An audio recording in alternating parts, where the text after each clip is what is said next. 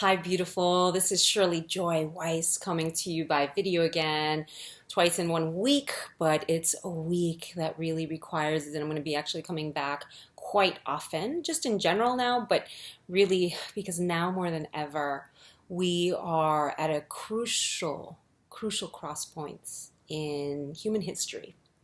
And now more than ever, we have to wake up to our role in everything. We have to wake up to our power. We have to wake up to who we truly are. Because who we truly are radically powerful creative beings who have been and continue to create every single day. And whatever you see out there, beautiful, comes back in here.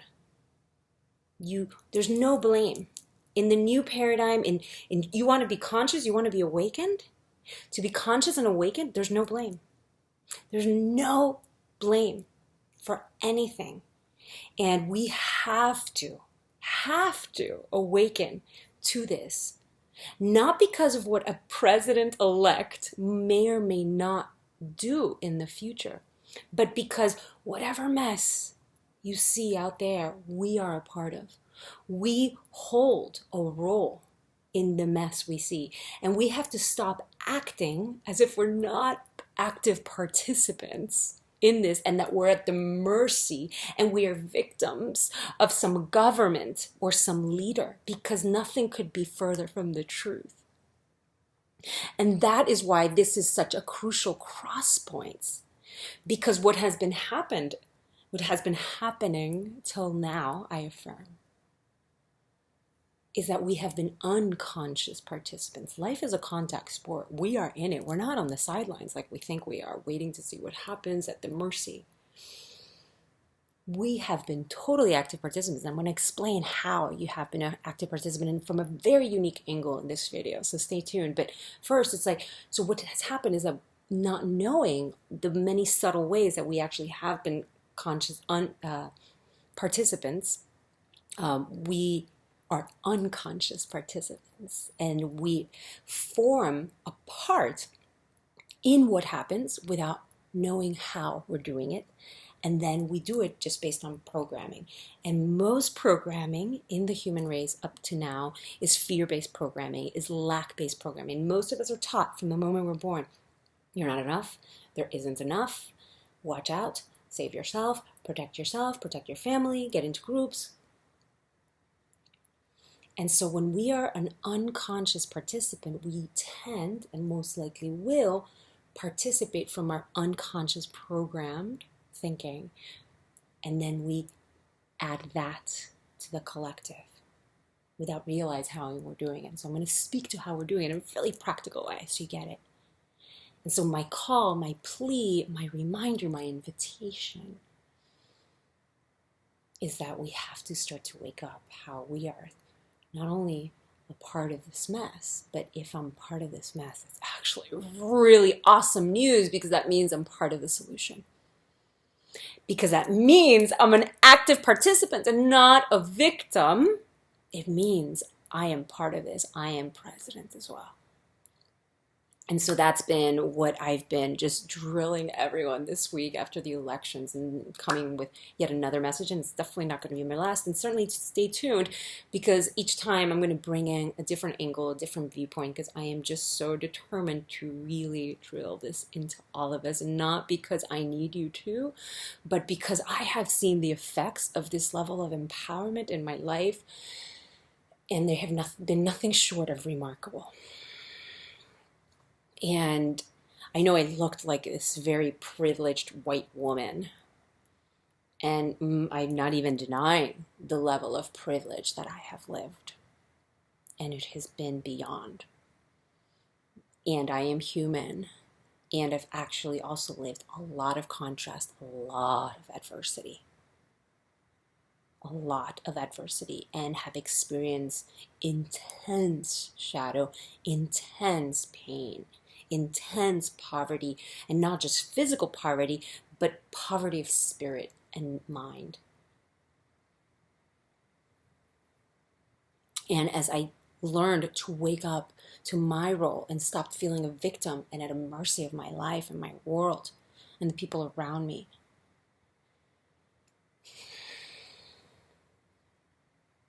Life has become so glorious and sweet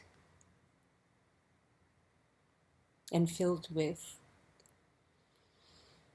just sweetness is the word. And I can be in situations and circumstances that in the past would trigger me into deep insecurity and fright, like whether a loved one is ill, or whether my bank account suddenly took a huge dip, or whether there's uncertainty about my work or health or partnership, any of that. And in the past, I would just go into tailspins. And I hold my center. And not only I hold my center, but I still feel good.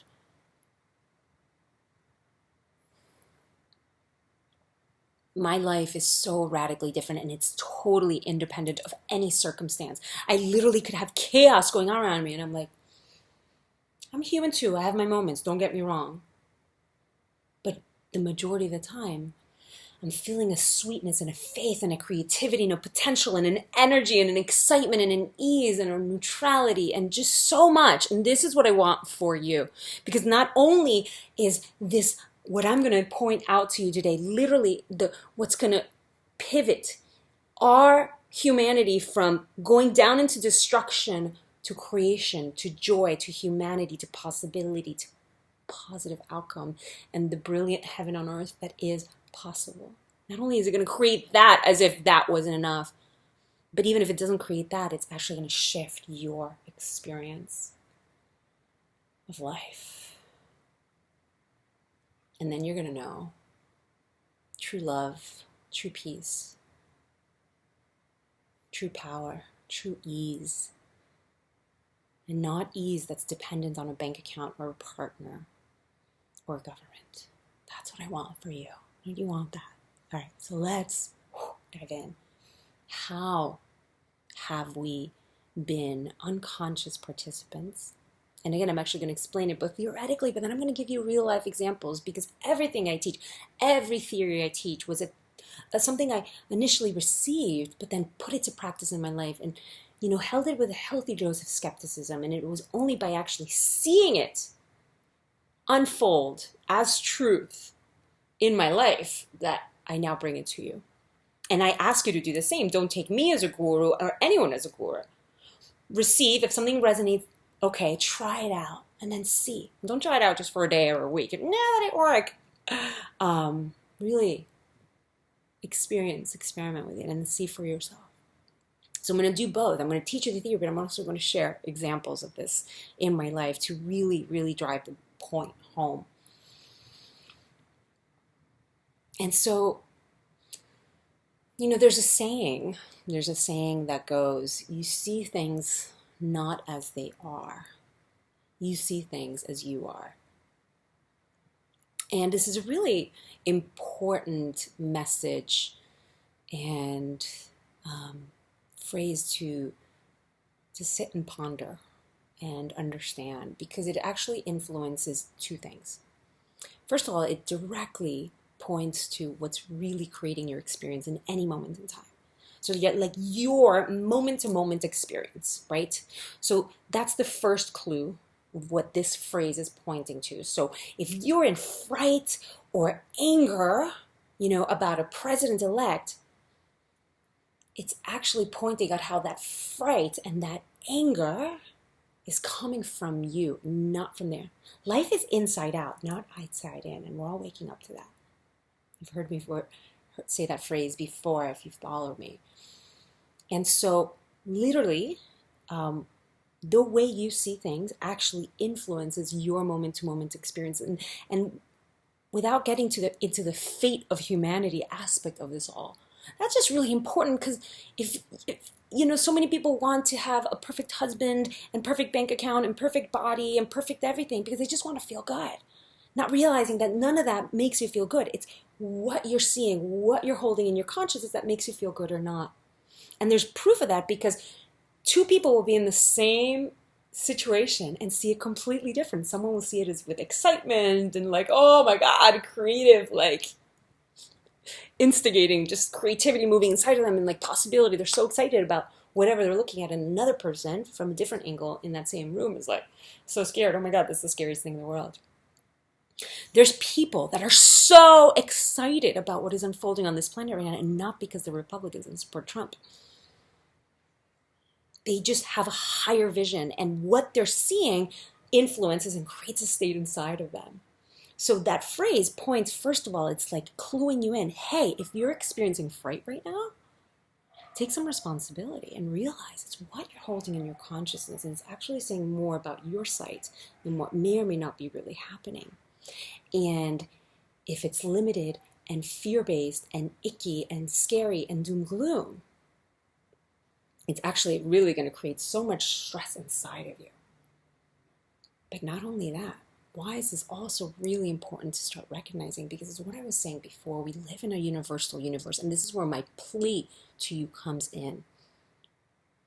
We live in a universe, in an informational universe, and what you hold in your consciousness, the information you hold in your consciousness, which is totally neutral, and you totally have the choice what information to hold.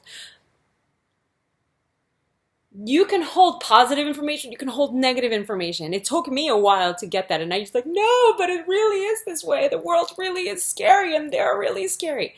No, I have a choice what I'm going to hold in my mind. But I want you to hear what you're holding in your mind. You're putting it out to the universe, beautiful. We live in an ocean of information. We are one. There's no separation. Quantum physics has proven that these bodies that seem physical and, they feel like mass, they're actually 99% space. And that, we live in an ocean of information, and that's why people are psychic, because they're tuning into information in the field. That's why a scientist on one side of the planet has suddenly an illumination, an idea comes up to him about a new possibility of science, a new discovery, and then another scientist on the opposite side of the planet with no, affiliation, right? No connection to the science, comes up with the idea at the same time too. They have so many examples of this.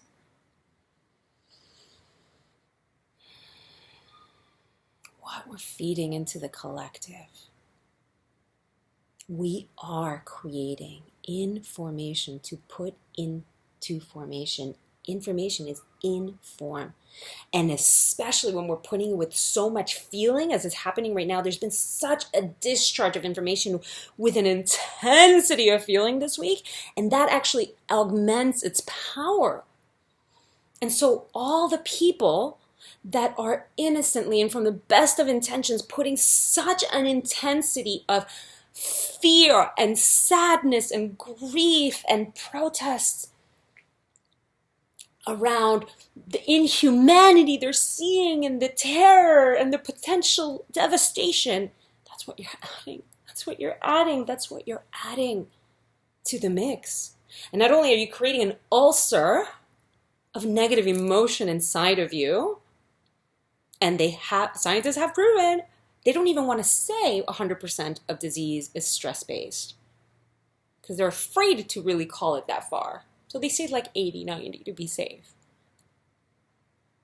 So not only are you creating an ulcer of like negative emotion that's, I'm sure, affecting your entire week, but you're literally putting this out into the universe, and that is how we've been participants. We always have been participants. We are one. We are creators. This is what's happening. And it's time to stop being unconscious creators, giving in to the thought forms that seem so right and seem so real, but are ultimately not helpful, right? So thought forms that say, oh my God, he's such a jerk and narcissistic maniac. How is that helping you? How do you feel in your body when I said that? Whew. I know I'm bringing forth a lot of energy in this, but this is how important this is. How do you feel when I said that? Instantly, I'm sure you contracted. I know I felt the contraction. Not helpful. And not only is it not helpful in affirming that in him and in the planet, it's keeping you unaware of the creator you are, of the power you are, of the leader you are. It keeps you in the victimhood mode. So you're affirming so many things at the same time. And our opportunity right now is to be alchemical masters. Alchemy is turning base metals into gold. The base emotions into golden, helpful emotions. Emotions always follow thought. So said even more simply, emotions are only ever a reflection of our thinking. They're never a reflection of what's happening. Okay? So said a simpler way, turning base, fear-based, instinctual, animalistic, negative, limiting, fear-based, I'm a victim thoughts. So I'm a master. This is awesome. Let's create. We are one. I am one with the universal wisdom, and I'm going to be guided every step of the way to create more and more magic in my life and in my world. That is alchemy. And it's time to wake up that we've been active participants. It's just, I'm being an unconscious participant affirming the old victimhood, fear, limitation that leads to destruction and chaos? Or am I being a master alchemist that is feeding myself, my family, my community, and world with love, possibility, positivity, life enhancing, expansion, energy, thoughts, feelings, knowing?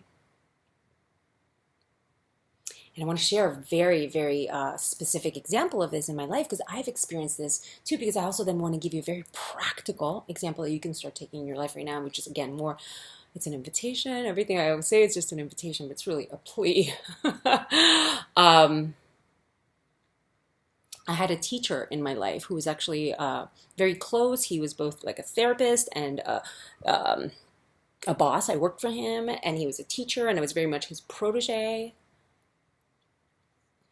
So we spent endless hours together. And somewhere along the way, he became really tenacious with helping me grow. And this kind of narcissistic, intense, very intense side started to come out. And we just started to become like oil and water. And he became like my biggest trigger in my life.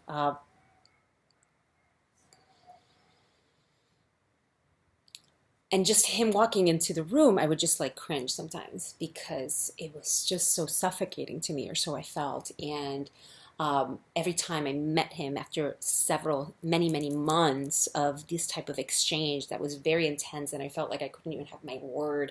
And I felt like everything was a judgment. And I just saw him as like just a very manipulative, negative, intense, critical, narcissistic, arrogant human being.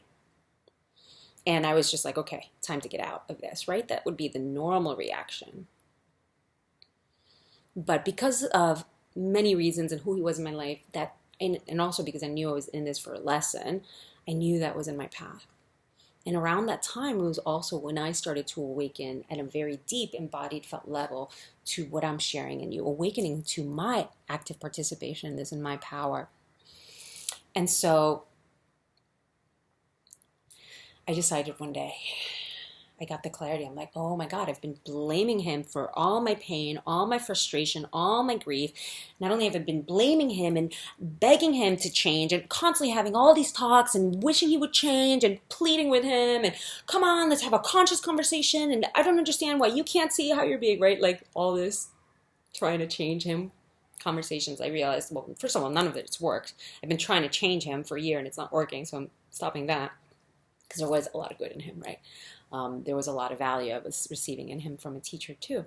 But I was just trying to make it work. And one day I just woke up. I'm like, oh my God, he hasn't been the creator of all that anxiety inside of me. That's impossible. Someone cannot get inside of me and create feelings. Feelings are only ever a result of my thinking.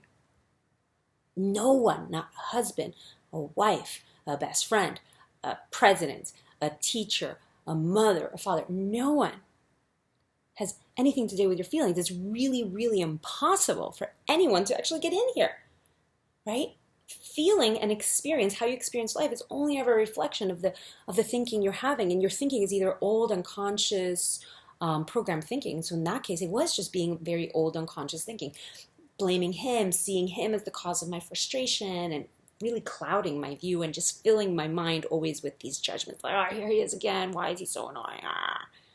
I woke up, I'm like, oh my God, the reason why he's not changing is because I'm not changing. And the reason why my experience in the relationship is not changing is because I'm not changing. I'm still the one that no matter what he's doing, I see him with this judgment. I see him as this narcissistic maniac.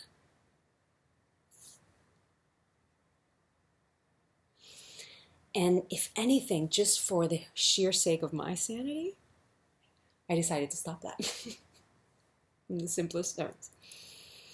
And what followed was a period of a couple of months where every time the thoughts would arise in me of like, oh, here he is again micromanaging me, or here he is again just like kind of being a helicopter around me, like making sure I'm doing everything right and making me feel like I'm never doing anything right. Anytime any of those emotions, thoughts, feelings came up in me, I took a deep breath. I reminded myself, oh my God, there's nothing happening here. Nothing's being done to me. I'm only feeling my thinking. And I'm only one new thought away from a totally different experience. And so I would take a deep breath. I would like do everything in my power to literally let it go. I would just see it. So this is not being denial. I would just see it. Because when you see something for the nothing that it is, meaning it's like what I just said before, there's nothing happening here except thought arising in the moment and me feeling that thought. And when I realize darkness and negative emotions for what they really are, really nothing's just an experience being generated inside of me that is fleeting, and it doesn't really tell me anything about the outside world. I'm not in denial. I'm actually finally relating to it from a place of empowerment and clarity.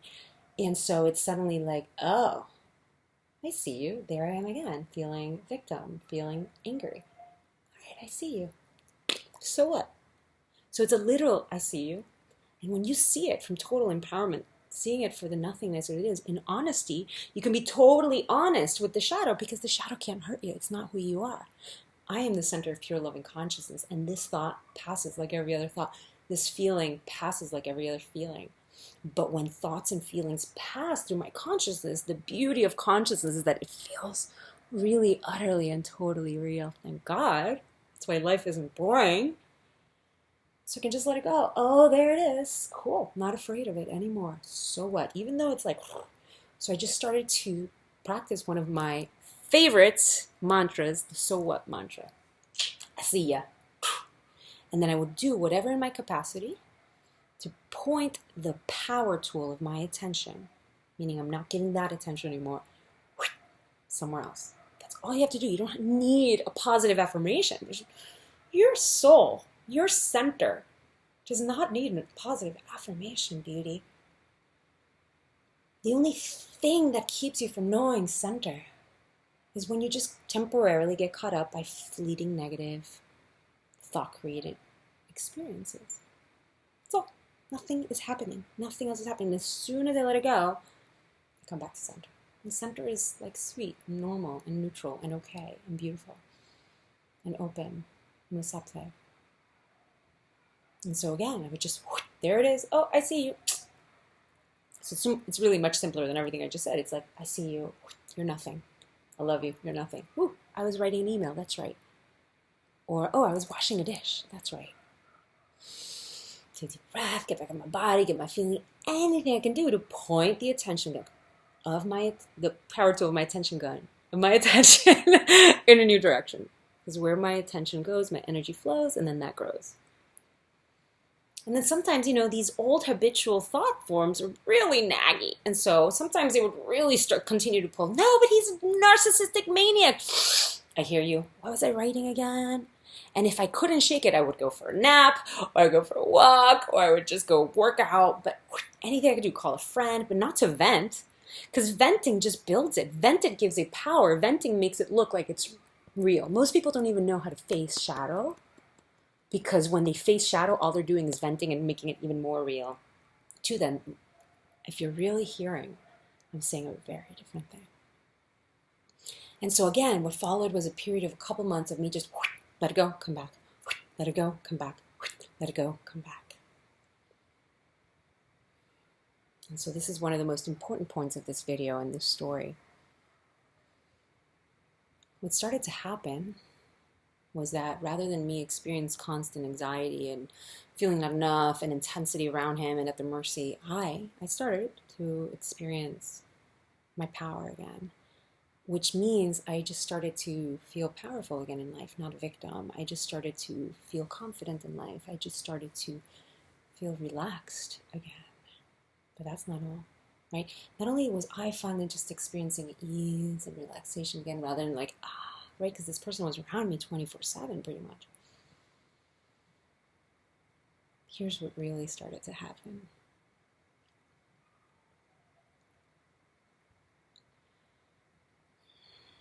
I started to actually interact with him. Because up until that point, I wasn't interacting with him. I was interacting with my thoughts of him. And so I really was not interacting with him. I was having no direct experience with him. I was having a subjective experience with my thoughts. And this is what most of humanity is doing. People think they're in life, and they're not. They're not interacting with life. They're interacting with their thoughts of life. And their thoughts are usually programmed negative thoughts, and they're so unconscious of this. So what happened? I actually started to interact directly with him, and from an open mind, and not clouded with all those, oh my God, narcissistic maniac. And suddenly I actually began to kind of hear him and see him for his beauty and brilliance again.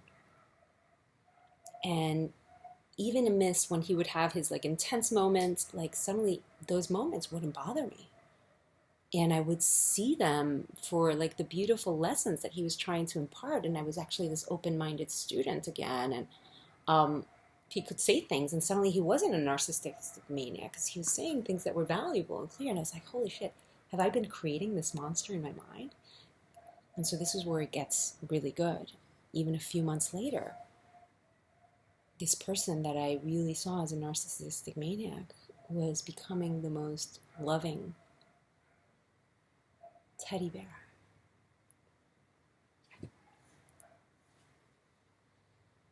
And the person that I most wanted out of my life,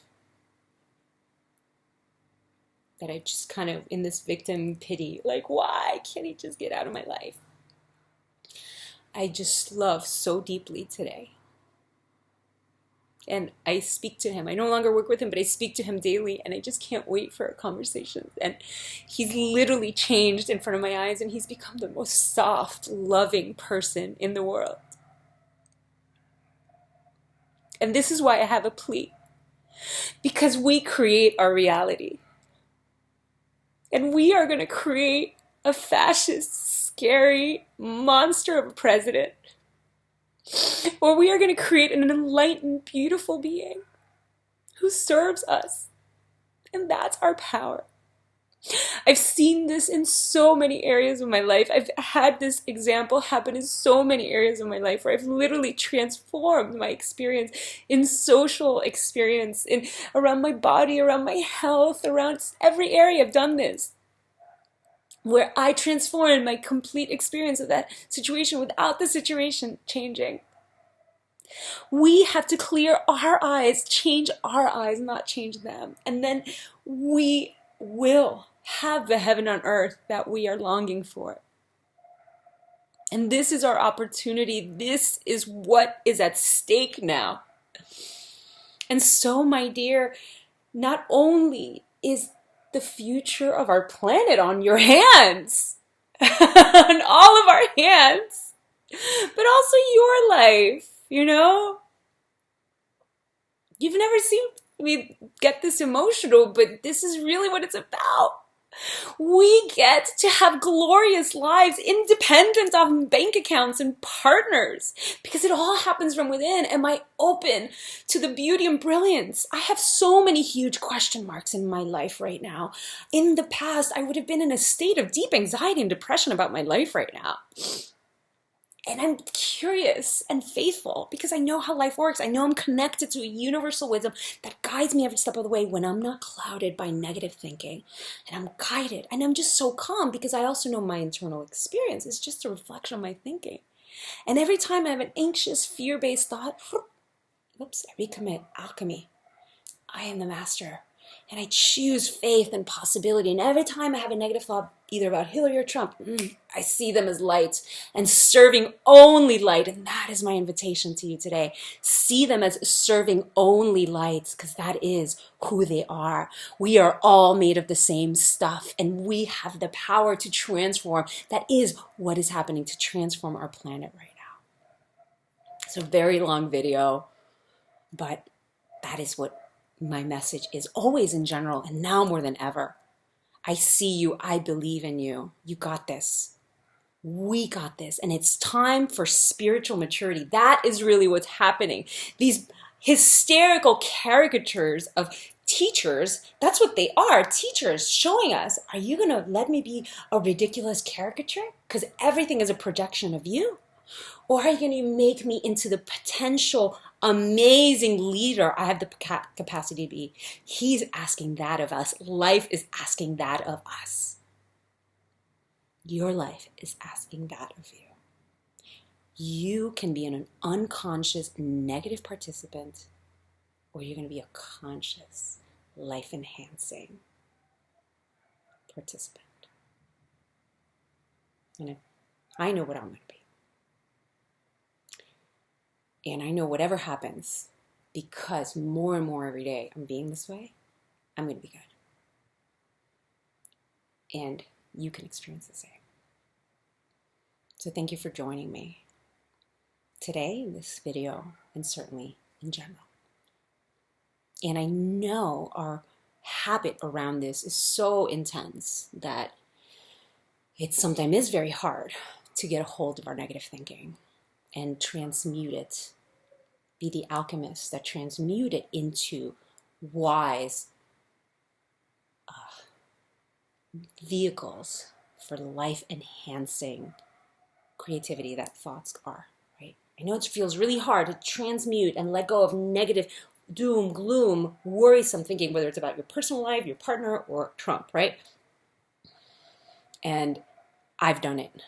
I can't tell you how much depression and anxiety I've had in my life. Shirley Joy has experienced in like the deepest as they go. So again, don't let this fool you. If I did it, you can do it too. We are made of the same stuff. And you know I'm here. You know that this is my mission to actually support those of us who are ready to be empowered light workers in this world. It doesn't mean you're actually on a mission of service. It means that you are choosing to finally know and hold your light rather than having it clouded by that gray cloud of negativity. And then you can be a light worker, whether you're a cash register, servant, a mom, a teacher. So you know that that's my mission. So feel free to reach out. I'm here for you. I got this. We got this. You got this. And we are going to do this. And seeing from this angle, you're realizing that we're actually in the most exciting time in the world, because I love the fact that I went from the depths of darkness and now living a totally radically different experience. It's amazing. And I know you want this too. And it's so amazing to have gone through that experience rather than being woken, being born, awakened. It was really cool. And now we're going through it collectively. It's such an amazing time. This is an amazing opportunity. And so join me in making Trump the most amazing leader this planet has ever seen. A leader of total light, service, integrity, love, heart, communion. That's the leader I'm seeing. Which leader are you? And if you need help, reach out to me. Send me a private message, info@ShirleyJoyWise. Leave a comment below. I got you. We got this. We're in this together because we're all creating this. We're part of the mess. And that's the good news, because that means we're part of the solution. And it all starts inside. I love you. See you in the next one. And of course, feel free to share this message if it touched you in any way. Let's spread the word as far and wide as possible. Take care, everyone.